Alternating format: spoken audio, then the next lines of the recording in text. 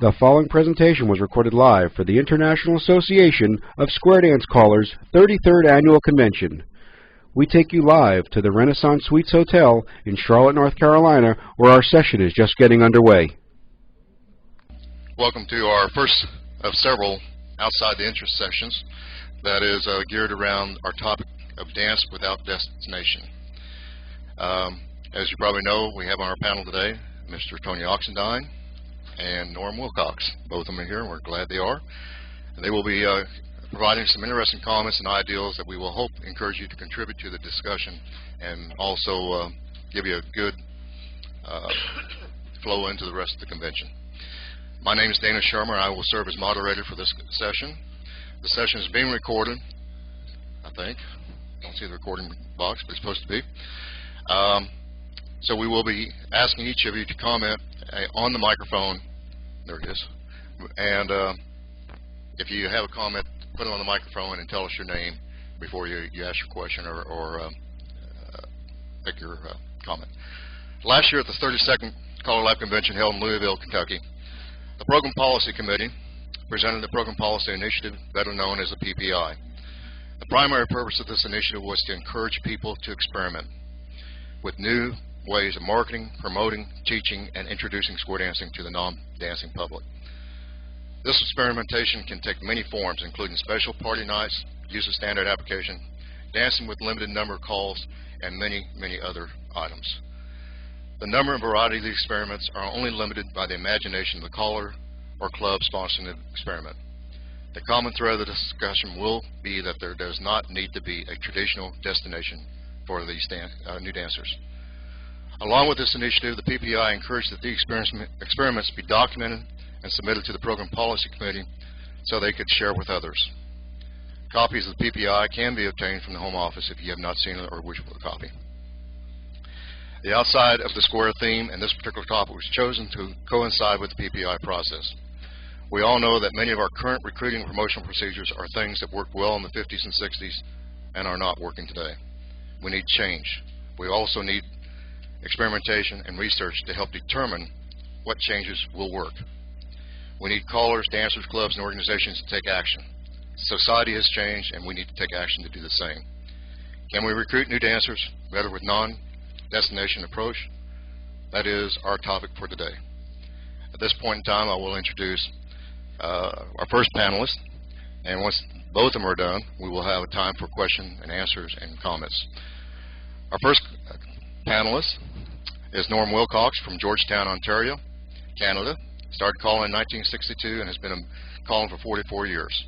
He joined CALLERLAB in He joined CALLERLAB in 1974 and is currently serving as a member of the Board of Governors. He is the chairman of the Canadian Advisory Committee and also the Choreographic Review Coordinator. Please welcome Norm Wilcox. Thank you, Dana. I thought maybe just to go back and kind of set the scene for the whole picture. When we organized these programs back in 1974, and the first program, of course, was the mainstream program. Prior to that, there were no programs, and the activity wasn't portable to any great degree. You sort of had to know what was going on in your immediate area before you could go out of your own club and dance someplace else. And for us to cross the border in the United States was another big problem for them, and for you guys coming up was a big problem because you didn't know what we were doing, we didn't know what you were doing, and it was kind of messy. And then in '74, of course, we organized the mainstream program, and then from there on, of course, we organized eventually all the way up to C4. But the whole purpose of the programs was a means of communication, and that's really the bottom line, so that if I'm going to put on a mainstream dance, you know exactly what you need to know to dance at that dance, and any caller that calls at that dance needs to know, he immediately knows what he needs to know to call at the dance. So it's a matter of communication. This is the program we're calling, therefore you need to be able to dance all these calls. And at the present moment, the earliest program that exists in the CALLERLAB scheme of things is the mainstream program. We had a program called Basic prior to this, and most of the guys that I associate with in Canada used to teach the basic program. There was 53 calls in the first year and didn't teach mainstream until the second year. And when the word basic was dropped from our lexicon, we just referred to it as mainstream 53, which covered the idea, but it doesn't feel right. You know, you're sort of part of something, whereas if you have a term which applies to your program, then you've accomplished a program. And this may change on Wednesday morning, and subsequent to that. Okay, so that's where we're sort of starting from. I teach dancers in what we call a gated village, and this is an area where people, usually older people, in our case, it's we don't live there, 55 and up, in order to buy into this. And the other rule is you can't dance there unless you live there. So it's kind of not secluded, but it's kind of an area that's unto itself. There are 500 homes in this village, and we started teaching them square dancing about 6 years ago. And when we started with the basic program, and we actually got most of the way through the basic program in the first year. Now we're dealing with people who, between 55 and probably 85, and with the majority somewhere in the middle, somewhere around 60s and the 70s.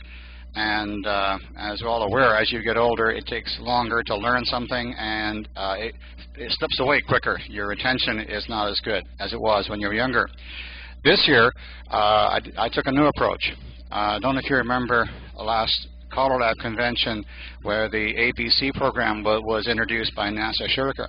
And so I thought I'd try a version of this. As it turned out, the ABC program itself was too ambitious. The number of calls that were required to be taught each night were just too many for my group. However, I did take the idea, and what it did for me was it allowed me to stretch out the entry window from, say, 3 weeks, which is probably average, to about almost 3 months. Because each week, we taught the basic calls, and then we taught the little group of basic calls, and we taught 1 or 2 calls that were different from the week before. So the people that came every week got something different each week, and it was 3 weeks before they went back and did the calls they'd learned 3 weeks ago. And so the program went on this way for about 2 or 3 months, and then it became obvious that we weren't going to get any more people, and we actually got 1 square. Now we dance about 3 squares total.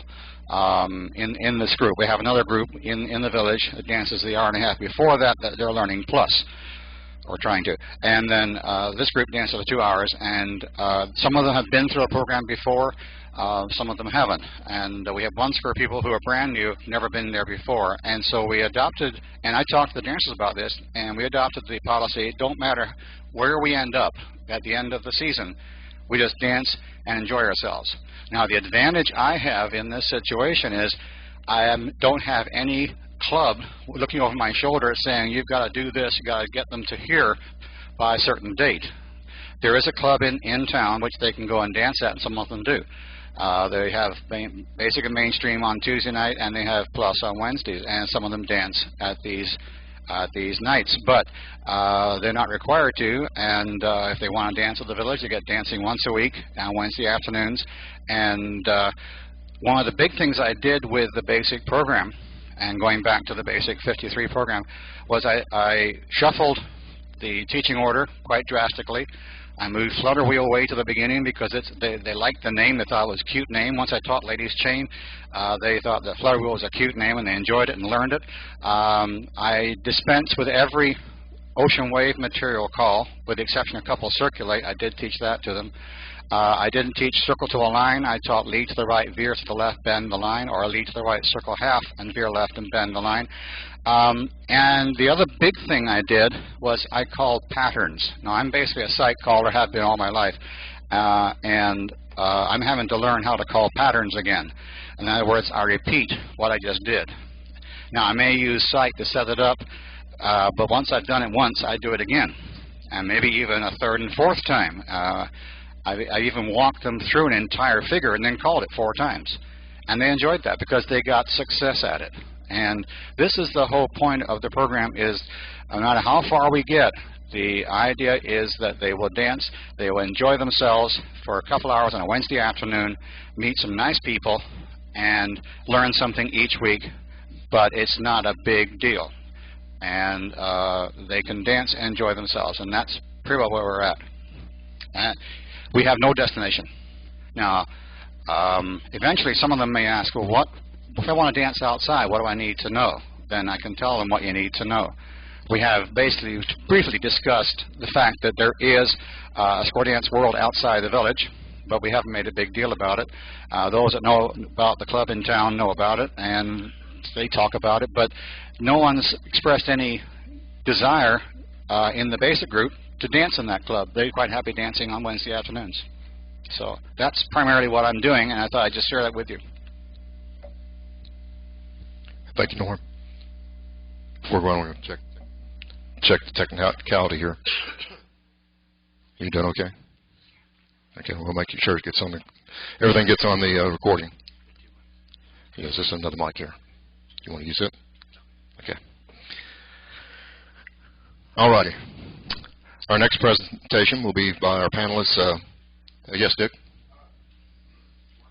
Yes.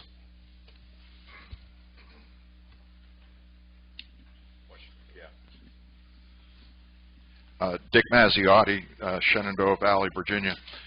Norm, just a quick question. Is the club that is in town trying to take your dancers? Is there any sign that they are trying to get dancers from you? I don't think so. I'd have to say no. There's no active that I heard it. 1, 2, 3, 4. There we go. You're looking at me. All right. No, I don't think so. I haven't heard of any concerted effort to cherry pick my dancers to go to their club. One of the things I was going to mention, I had it written down here and I forgot to mention it. I said that the age level was somewhere between probably 60 and 80 plus. This is an upscale village. These people have quite a lot of money. Therefore, they'll come to me on Wednesday afternoon after the dance and say, oh, by the way, we're going off to Cuba for 4 months. We'll see you in April. Or, you know, they take trips. And it's not gone for a week. They're gone for 2 and 3 and 4 and 5 weeks at a time. And so when they come back, we have to back up to where they were when they left. The other thing that happens, of course, with people of this age group, and I don't know what you folks are working with, but we find that the general age of the dancers is rising. It's becoming a gray-haired activity. And their health problems start to creep in. People are slowing up. They have health problems, physical, mental health problems. And this all has an impact on how much they can learn and retain. Dick, you want? Oh, I'm sorry. Got another question? Jerry. Check.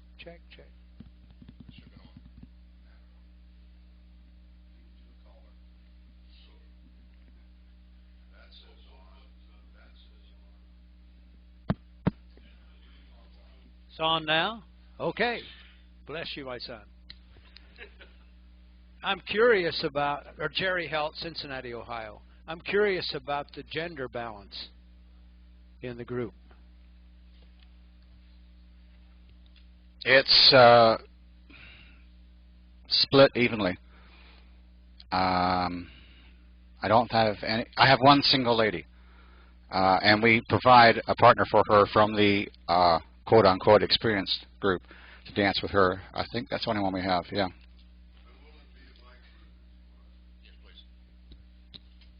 Thank you, Cal. All righty. Do we have another question? Okay.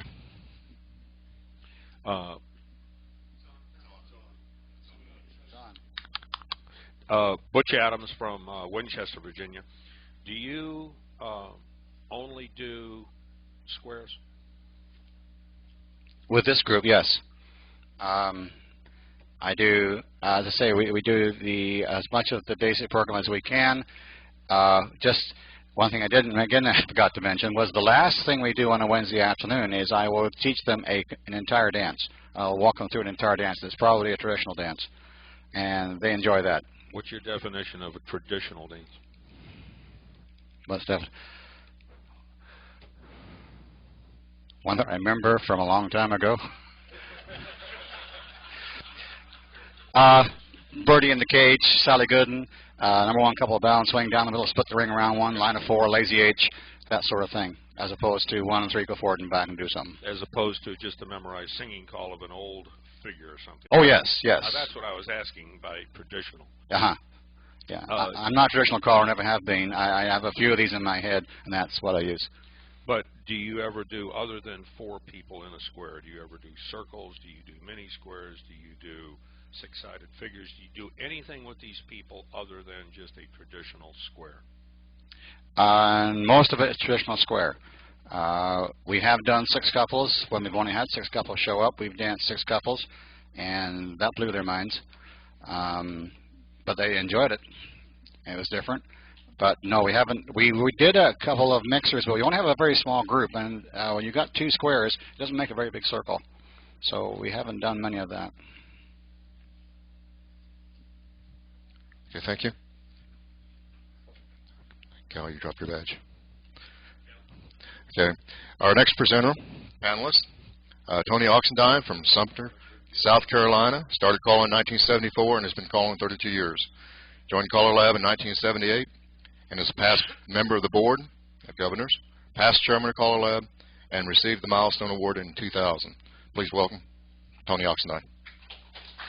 Thank you. How many of you guys surf the net, on the internet? One of my entertainment, one of the things I do every day just to have a good laugh is I get on one of these square dance boards and I watch what the callers are arguing about on that particular day.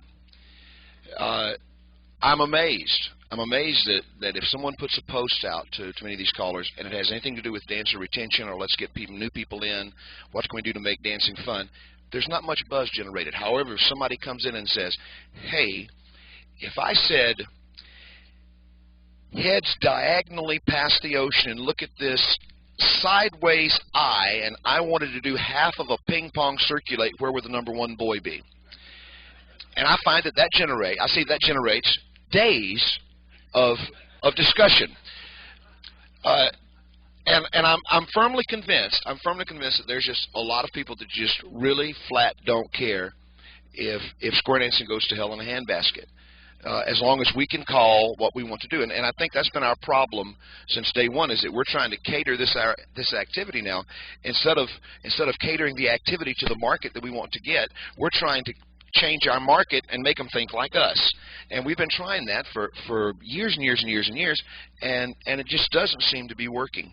I think that we need to start thinking, number one, we need to start thinking outside of the box. The traditional way of September lessons, 40 weeks, 20 weeks, 30 weeks, graduate, workshop, club, travel, banner steel.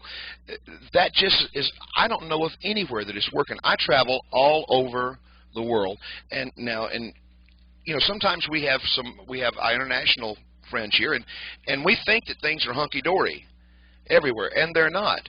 Every place is having the same problems that we're having. The only difference is that many areas, their problems are about 10 years behind ours. But you can see it happening. You can see, if you go to Europe, you can see that Europe is having some of the problems now that we had 10 years ago. And they're not learning anything either. And we're all going to go down the same path. It slays me sometimes. I think we've forgotten that we're trying to get people into an activity. People don't come into square dancing to learn how to square dance. They come to lessons, what we have as lessons, in order to have something to do on Wednesday night. The fact that they're going to learn to square dance is part of it. That just happens to be there. But these people aren't coming to learn to square dance. They're coming to have fun. And we've left that in the bushes somewhere, because now we treat square dancing more like school. We have lessons. We even have a graduation. We even actually give them a certificate. We give them a diploma. And then we have postgraduate lessons, because then we got to learn the rest of the calls that the club is really dancing. And then for those hot shots, we can get masters and we can get PhDs, because you can go on up the list. And we watch as everything goes up, as the level goes up, the numbers go down. And we watch that, and yet we do nothing. I constantly hear people talking about the good old days, and I guess I came in. I started right at the start of the decline of the good old days, because I started dancing in the early 70s, and apparently those good old days happened right before that, as best as I can figure. But I do know I have watched square dancing since the 70s. I've watched actually since the 80s. I've watched a steady decline, and yet we still keep doing things the same old way. We keep doing Einstein's rationale that the best definition of insanity is to keep doing the same thing over and over again, hoping for a different result. And thus far, we haven't been getting any result. So that's what this whole thing is about. And it's amazing. I was listening to Norm. He and I have done some of the exact same things. It's kind of amazing. I'm going to touch on it. If I ramble somewhat, forgive me, because I was jotting notes as he was talking. I do think that the decline in today's square dancing is directly related to the complexity of our calling and the number of our calls. And I think at the end of the day, we're going to have to, at some point, this organization is going to have to address that fact, and we're going to have to get our head out of the sand. So that we can actually make some kind of difference, or we're going to be forever spinning our wheels and not trying to find the answer that we want to find, rather than the answer that's looking at us in the face.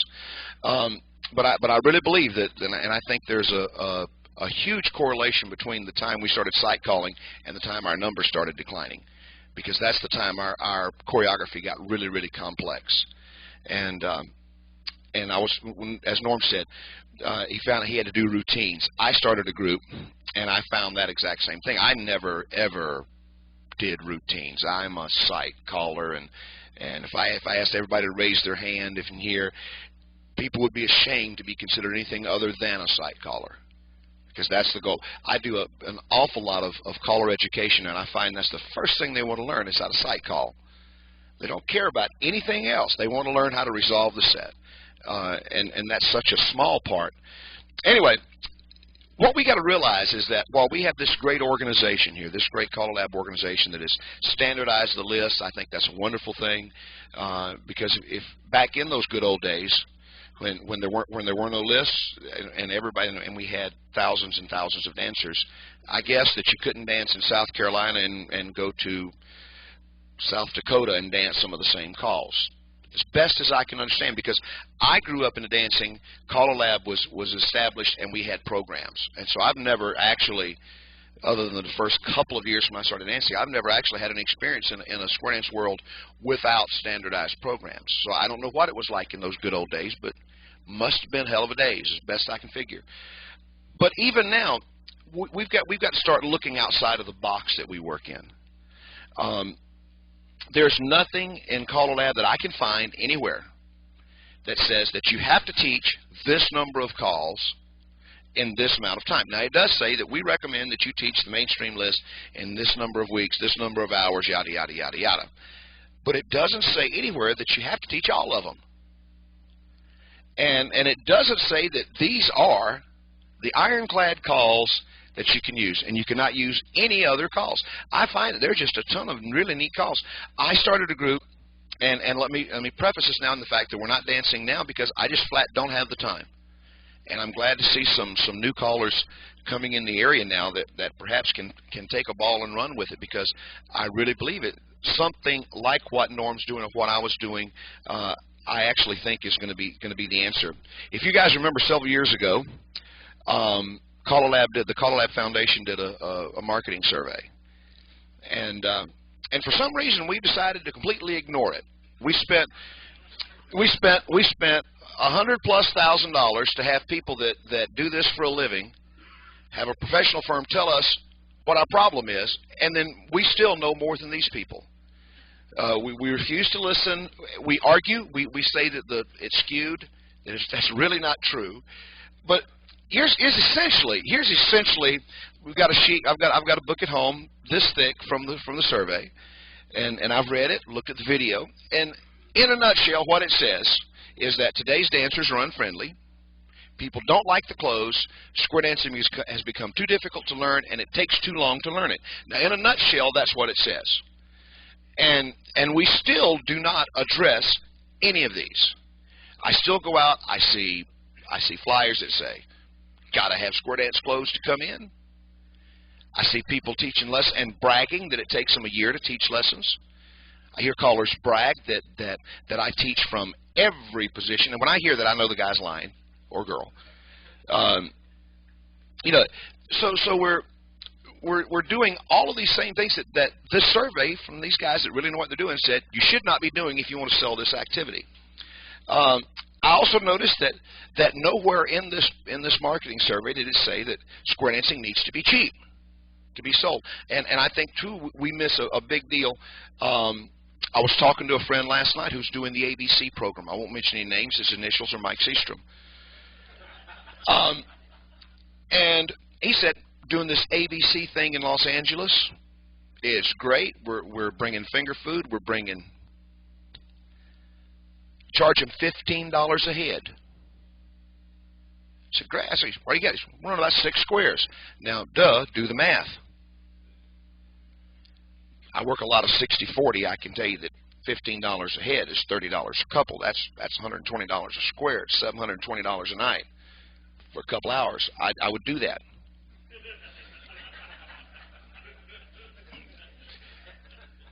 So anyway, here's our problems we got. We've got unfriendly dancers.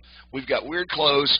It's too difficult. It takes too long to learn. Now the answers, according to the survey, then we need to look at having an environment, as Norm did, without using today's dancers. Because I can tell you that if you try one of these alternate things, one of the first things that's going to happen is you're going to get either callers or dancers. They're going to come in. Somebody was using the term cherry pick. That is going to be a problem. You're going to have to be able to stand up and say, don't mess with these guys. I'm not doing what you're doing. So you may want to have an environment without angels, for lack of a better term. We talk about casual. We talk about if it's not square dance clothing, it's casual.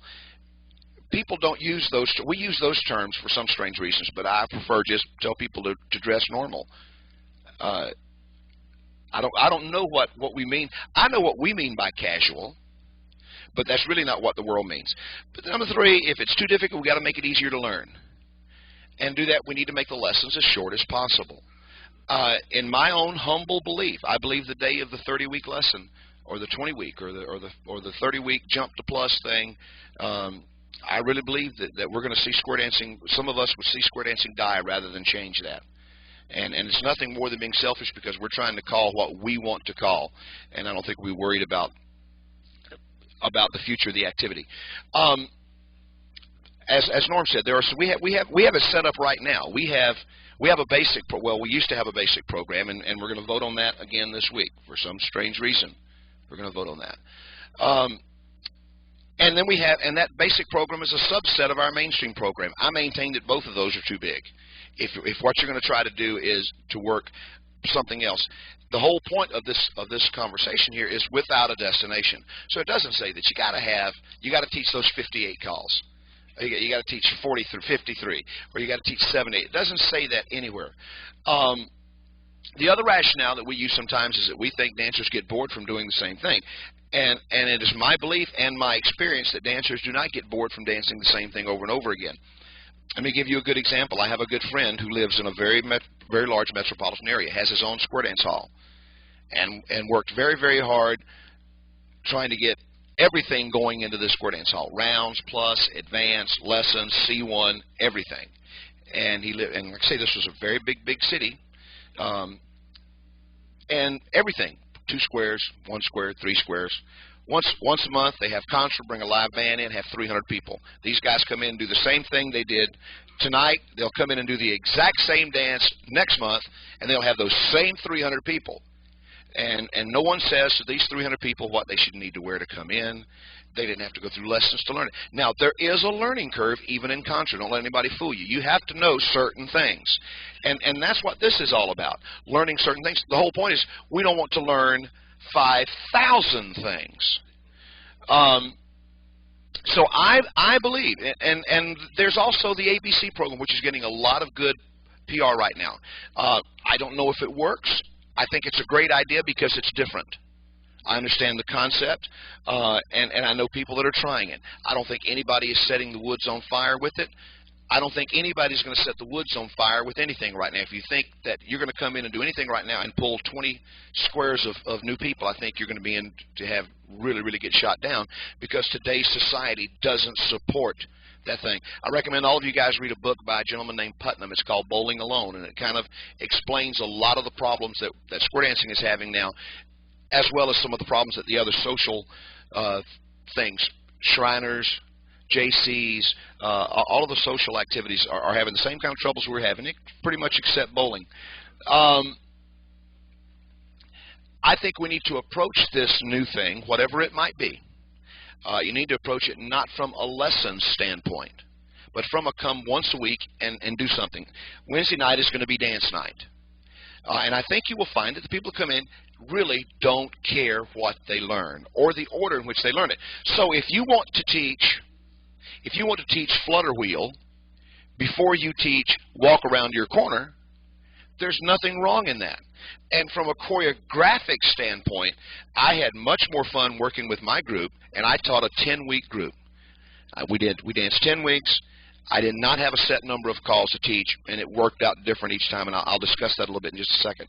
But I found that flutter wheel I got a lot better response with than I did with things like walk around your corner and seesaw. In fact, I never use seesaw because I just don't like the term.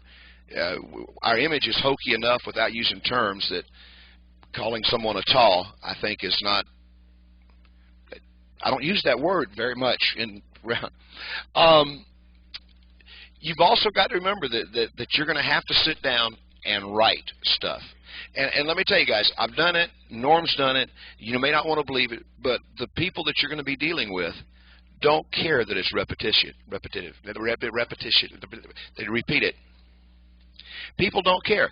They're not out to learn fancy stuff. They just want to come out and hear music and dance. So we need, number one, we need to think about what music we're playing for them. I think whatever you do, you need to do singing calls with them every tip. Because dancers, that's the part of square dancing that we seem to have forgotten lately. We have a two-part term. We have square and we have dancing. And we've got this square part figured out. We've got this the movements and the choreography. It's the dance part that we've forgotten about. And I watch callers that have no concept of how to call on the beat, calling to dancers that have absolutely no idea how to step on the beat. And you would be surprised how much fun people have learning how to step on the beat.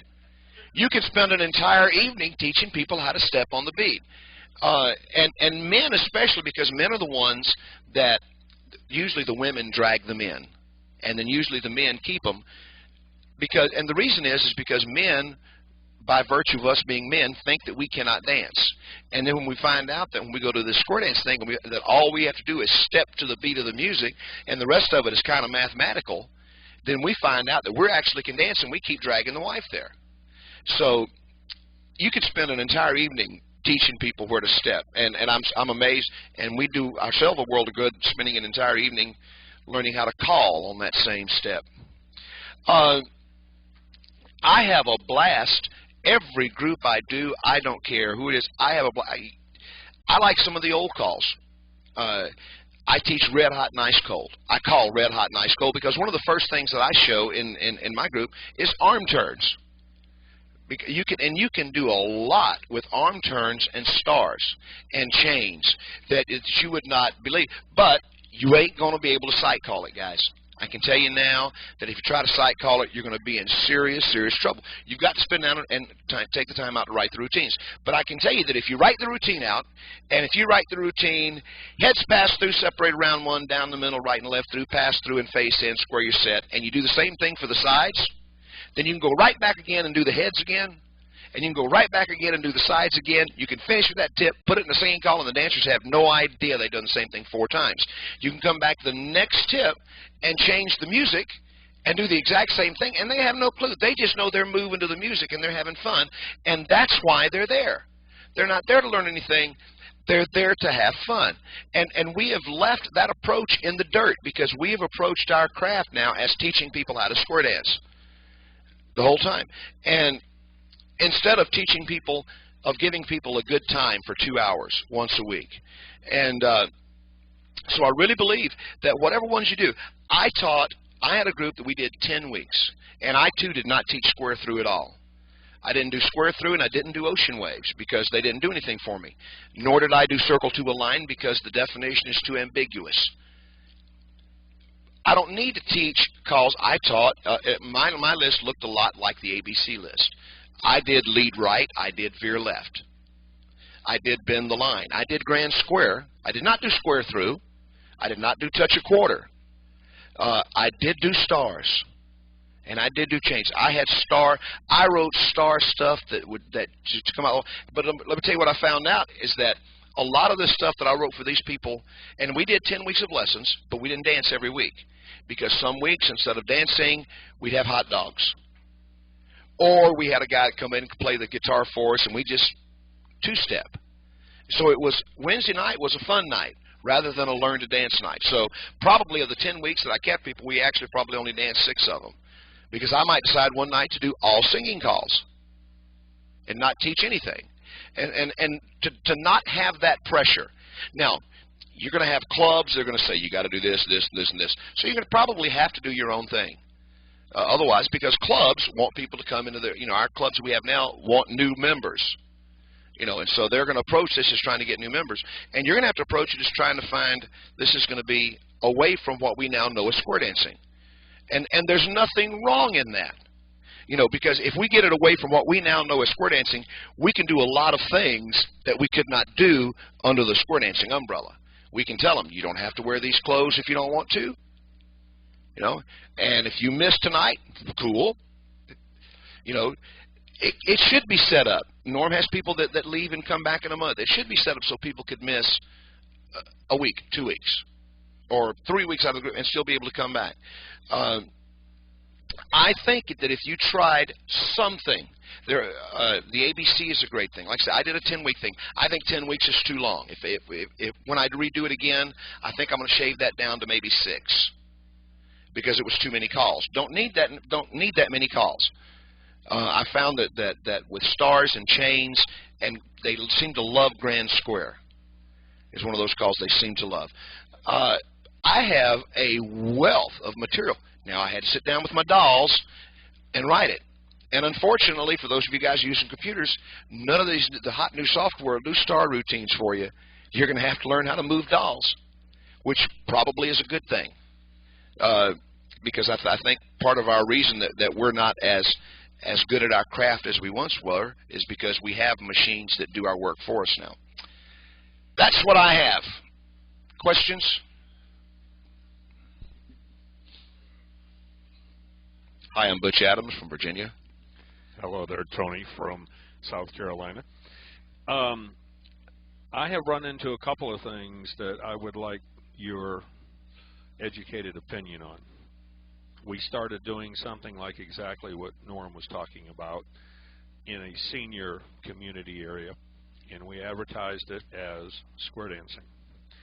And people started coming in, and I found out that every week I was having different people come in. Some weeks I had 21 women, sometimes I had 2 men, sometimes I had 3 women, and I had 8 guys walk in. So we started just playing around and doing things, and we started using the letters A's and B's instead of worrying about men and women. And we did circles, and we did some mini squares, and we did anything that we could do for the people who were there. If I had 7 couples, we put them in a circle, and we danced, and we did arm turns, and we did stars, and we just had fun. Then I got a complaint from some of the people that were coming in and said, well, you're advertising this as square dancing, but we're really not doing what we remembered 30 years ago as square dancing. Why aren't we dancing all the time in squares? And I said, because we're having fun, and we don't have enough people sometime for 2 squares, or we don't have enough people for 1 square if you have 3 people or 3 couples come out. How would you advertise that? Do you still call it square dancing and not worry about it? Or what I did, and everybody has different. I was very lucky in that I had some people that were working with me that I was able to put ads in the big paper in town. 2 200,000 subscribers. I found that spending $700 for a newspaper ad is a big waste of money if you advertise square dancing, because number one, you can't get past the negative aspect of the damage that we've done over the years. I found I had nice color posters printed, and I took these posters advertising country dancing, and I pushed the health aspect, and we put them in like country western bars, spas, YMCA. Some of the banks let us put them in there. But the big sign said country dancing, and then underneath it, part of it was square dancing. Underneath it, I forget the exact way it was done, but the big push was the country part, and I pushed the health aspect of it. And you were asking about age a while ago. I didn't have my age was probably, my average age was probably 40-ish. Number one, I charge $10 a head, and that kind of eliminates a lot of the of the retired people that you get. And so the people that come, number one, didn't gripe about the money. At no time did they ever gripe about the admission fee. And my age was younger. But now, like I say, I advertised in bars. And let me say something else, guys. You have to have this thing somewhere where people don't mind coming. If you put it in the basement of a church, of a parking lot with no lights on the bad side of town, it doesn't matter what your product is, people aren't going to come. You know, so, and I realize that there's a fine line between how much money the dance hall is going to cost you with the money coming in, and I don't know that it'll be a money maker for you initially, just like anything else. But you're going to have it at a place that people aren't afraid to go in, and that, you know, it needs to be well lit and easy to get to, if that helps. We have a question up here in the front.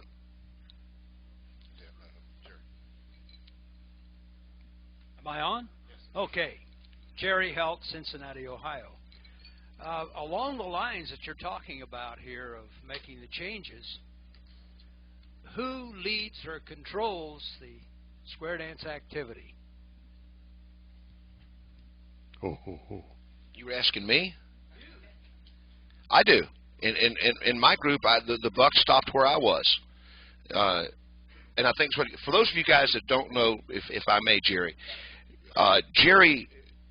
Helt, long before it became popular in some of the retirement areas and stuff, Jerry has always done a very, very big program in Cincinnati, daytime, afternoons, working with way fewer than the number of calls that we're accustomed to working with. And if you want to hear someone that really knows how to have a fun evening with 6 calls, I recommend that you pick up one of his. I've got a video of you doing it. But there is a ton of fun that we can have with a half dozen calls. If you don't believe it, I recommend that you take the trip and go to Cincinnati and dance to Jerry one afternoon. He's been doing it for forever. But in answer to his question, somebody has to be the boss. And I caught a lot of flack initially with my group. And the reason I caught a lot of flack with my group initially is because we danced at a country club, and one of the criteria for dancing at a country club is that we had to have a bar. And so we had a bar. I never had anybody, to my knowledge, no one ever got drunk. But yes, between tips, if they wanted a beer, they went and got a beer. Or if they wanted iced tea, they went and got iced tea. You know, I never made an issue of it. It was there. The bar was there if the people wanted it. Now, it did not endear me to some of the local people. And, you know, and here again, you got to be able to say, you know, sorry. Jill. I'm Jill Boris from California. And the program that Mike and I have started, we decided to call it team dancing. It was a toss-up between urban dancing and team dancing. And we wanted to get the word square out of there because people don't want to do old-fashioned square dancing. And Tony told you we're charging $15 a head. Nobody is balking at that at all. And we are serving beer, sodas, and water. And more people are drinking the water than the beer, but it is there if they want it. And we're only doing about once every 3 months because Mike does not have a lot of time to do it. But they're having a great time and they want more. And so we're going to see what happens. Okay. I believe it's up here. Ron Counts, It's on? It's on. Okay. Ron Counts, Colorado Springs. We have been running a program for 27 months, and we call it Country Western Dance Parties. I start the people off in a big circle and limit the calls to about 7. Occasionally I will go beyond that if Kit has told me before that she wants to do a particular thing in one of the line dances that she does when she comes on after I play with the people initially.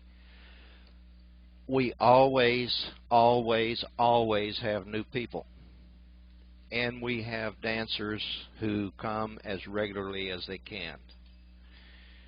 We tell them that we want to be their entertainment of choice on Saturday night, and that's all we ask of them. There's no dress code. People call and ask, and I tell them anything they feel comfortable going out in public in is fine at our dance hall. There are some holes in the floor for ventilation purposes, and I don't recommend spike heels. We have had a few show up in those. The first year we did it, we did 28 dances, had an attendance of 1,378 people, which works out just less than 50 per dance average. It declined the second year to about 900 and some, and I did the math on it was just under 35 per dance. We lost about 15 people per dance on average.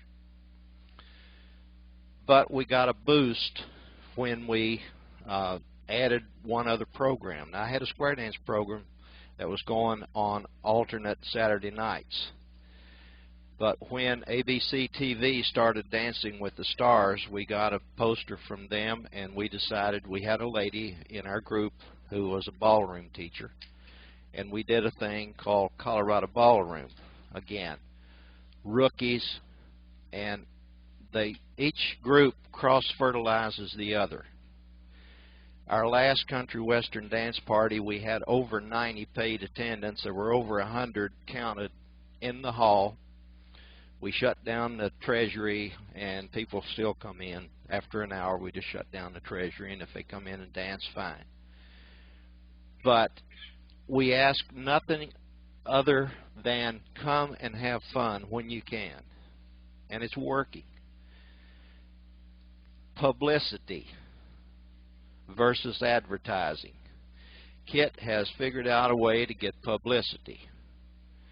And yes, we advertise just a little with a local area paper, but only enough to have that editor pretty much in the palm of her hand. When we want a special coverage on something with photographs and other things, he will be there at the dance to shoot it for us. We've had the Little Britches International Rodeo Queen show up at our dances. Other Little Britches Rodeo Queen. Did I say that wrong? Yeah, there was an R intended at least. Yeah. But we're on at least one cable channel. We're on the city website. I have a website. We're on 2 radio stations. We're in at least 3 newspapers on a regular basis. Several places in the papers, and it's in the calendar of events. We ask for to go in there, and Kit spends maybe 30 minutes every week working the templates. Is 30 minutes right? More than that? Okay. Well, at any rate, she has developed templates where all she's got to do is change the date and the time and things like that, and there's no money being paid out for those things. And I haven't tried it, but I think that if we were to go in any place and work with somebody to set up this same program, that you can make it work if you get away from trying to take somebody to a destination. And is this outside the box? We don't have a box. It must be. Thank you. Right here, Roy would be next, I believe. And I'll get to you guys over here. Yeah. Yes. Roy Gotta from New Jersey. My wife Betsy's the caller, and I'm going to talk about a completely different thing that just happened to work for us, and it may or may not work for you because it's a kind of unique situation. We have a mainstream club that's been around for 52 years, and we were dying. We started out on a college campus, and all those people, you know, grew up, got married, had kids, and we lost them or we're losing them. And then the college didn't want us anymore, so we moved off campus. So in an effort to save the club, we said, well, let's move to Sunday afternoons and tell them, you know, bring your kids, bring your dog, bring your grandmother. We don't care. And they did. And the kids were playing in the corner, and one person brought their dog, and the kids were playing with the dog, and some people were offended by that. But then what happened unexpectedly is the kids wanted to learn how to square dance. So we said, okay. And we had set no age limit, and we admit there were some kids that were just being dragged around, but it kept their parents in the club. And then word got out that we were family-oriented, and next thing we know, there were 2 or 3 families that asked if they could come in with the group. So we said, sure, and we started a 1-hour introductory session before our dances. And the people kept coming back, and then what we did, though, is the 1 hour became just those people, and then 1 hour with the club. So they were never not part of the club. After 2 years, there was no graduation. We just said, by the way, you don't need to come out an hour ahead of time anymore because you don't need all that extra practice. And now it's turned out that we have an hour before each dance. They brought other families. Those kids brought their friends, and of course, the kids were, of course, too young to come there by themselves, so they dragged their parents. And now the club is bigger than it was, and it's all family-oriented. So it wasn't a matter of we didn't have a destination, we had no time limit on the destination. And the people were instantly in the club from session number 1. Now your club has to embrace that, and that may or may not be a problem, but since we kind of run the club, it wasn't a problem. And we share it with one other caller, and I will tell the callers that Betsy spends a hell of a lot more time preparing for that than she does for her challenge clubs, because it's a lot harder. Al.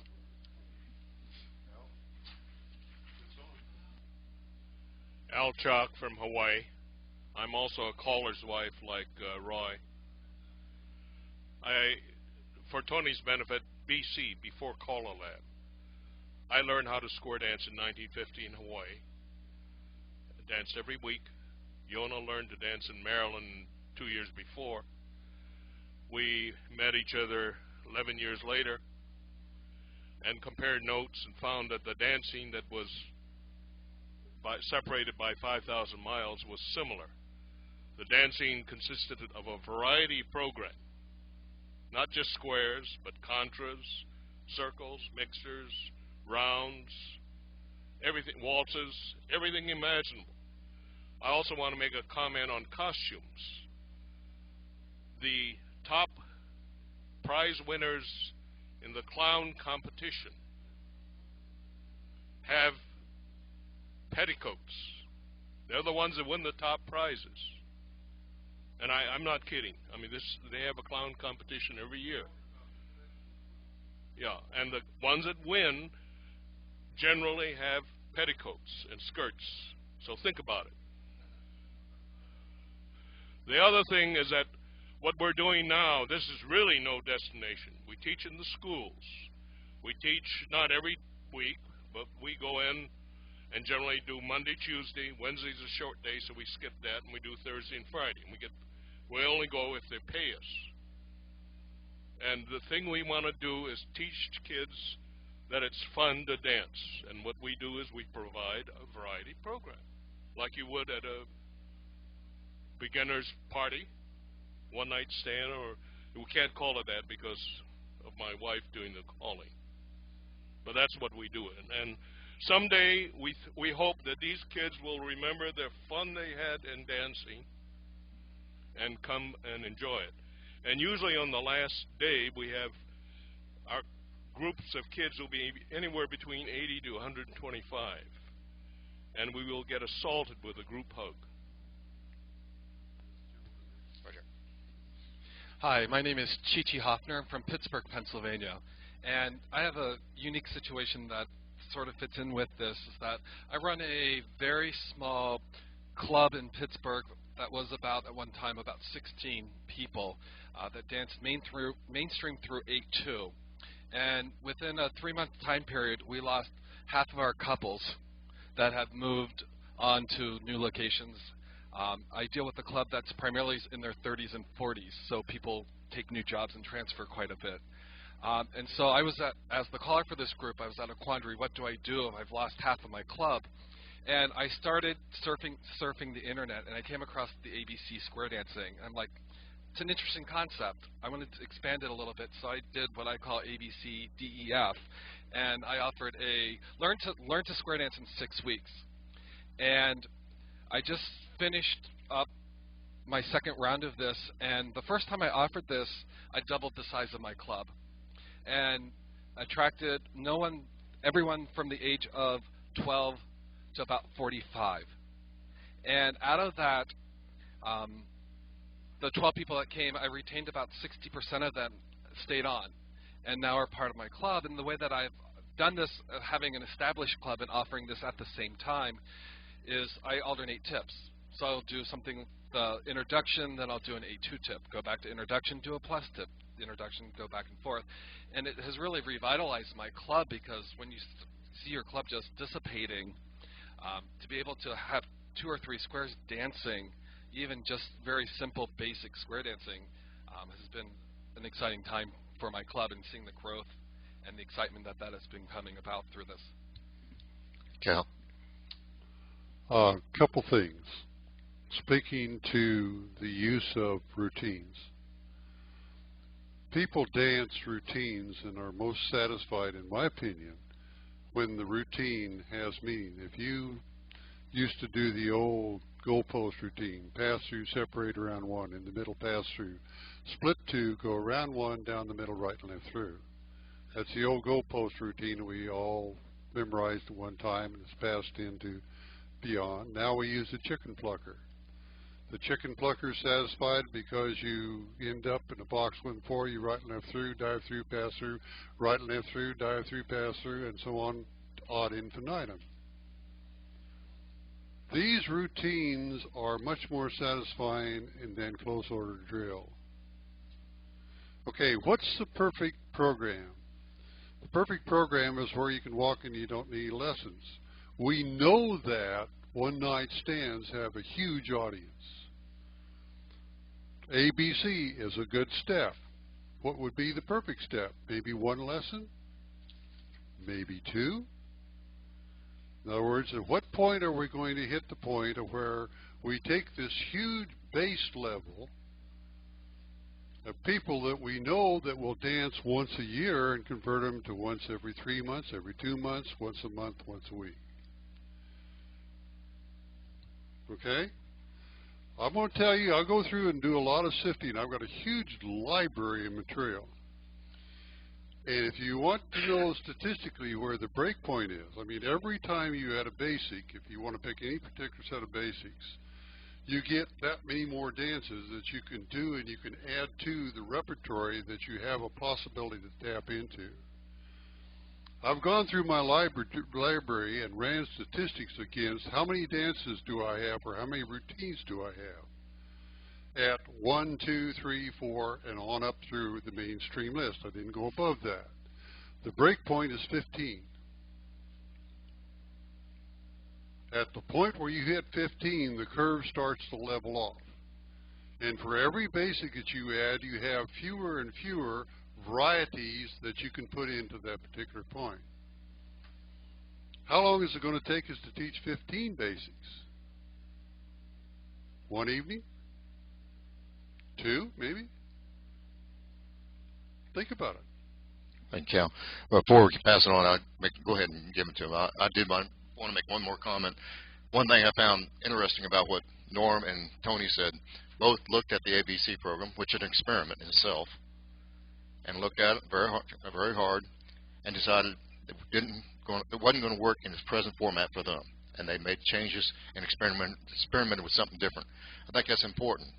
We have to learn from these experimentations. What's working well in certain areas with ABC doesn't work well for what Norm needed, didn't work well for what Tony needed, but they adapted it to work for their program. And that's what the PPI, which Dick Mazziotti's back here, and we'll blame it all on the Program Policy Committee, the secret committee, but that's what the goal was.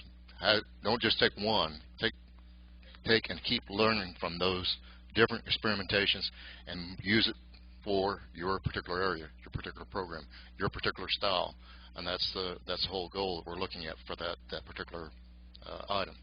Okay, we had, I believe, right here, and someone Dick, and right here then. I have had to revamp my whole thought. Oh, I'm sorry, Butch Adams, Winchester, Virginia. I've had to revamp my whole thought process about square dancing here in the last couple of years. And just to give you an inch of background on myself, I've been calling now close to 47 years. Today I call 6 days a week. I call up through Challenge. I've kind of dropped off Challenge. But I have now had more fun with working without worrying about clubs. I hear everybody still talking about what are we going to do in some amount of weeks to get these people into clubs? How many things are we going to teach them before they're successful at doing something? And this is now an observation. I see people dance traditional dancing that have danced the same dances for 100 years. I see round dancers who come out and dance and still love to do dancing shadows and all of the old classic rounds. I see people who come out and dance contra who have danced the same contra for 50 years. I see country western dancers and line dancers who still dance the Salty Dog and the Cotton Eye Joe, and they all have fun. And in square dancing, we always have to seem like we need to learn more, we need to learn more, and we need to learn more. And yet, all of these other dance activities are going great. Ours is going down the tubes because I feel that we force and force and force and force. What I hear here, still I hear, how long is it going to take us to get these people into a club so we can make money? I still hear that. Instead of, yeah, it's nice to make money, but let the people have fun, just like Tony said. He charged $10 a head or $15 a head. He had no goal for those people. He had actually no desire for them to go into a club. Nothing. He just went out and did 10 weeks of a program and had fun. We have in the Shenandoah Valley groups that are coming in now. The minimum they ever has 100 people at night on the floor. They do some contra, some squares and lines. They do a couple of circle dances. They charge $2 if you come in for the first hour and $8 if you stay the rest of the night. $2 is for the first hour for instruction. They teach you everything that you need to know in an hour, and then you dance for 2 hours. And you come back in 2 months and you learn something different. You come back in 2 months, you learn something different. You never have to worry about what you learned before. We should be taking a lesson from some of those things and seeing what's happening with them. That's my input. We're getting close to the end, so we'll probably just have the 2 questions from Dick and Terry up front, and a little bit of time to wrap up with the panelists. Dick Maziotti, Shenandoah Valley.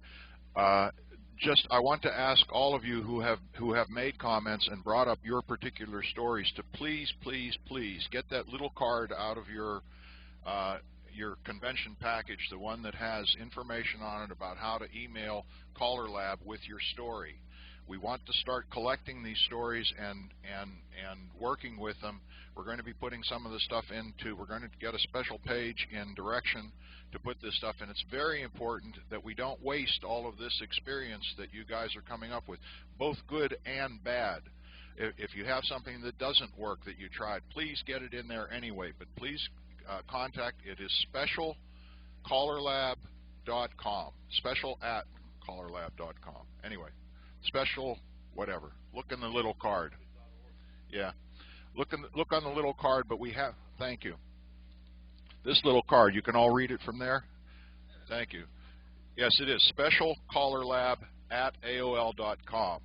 Send your stories in about the PPI, your initiatives on this thing, so that we can do something with them. Don't waste all that information. Thank you. And that goes for not only successes but failures, because we learn from the failures, and we might as well have those on right here in front. Terry.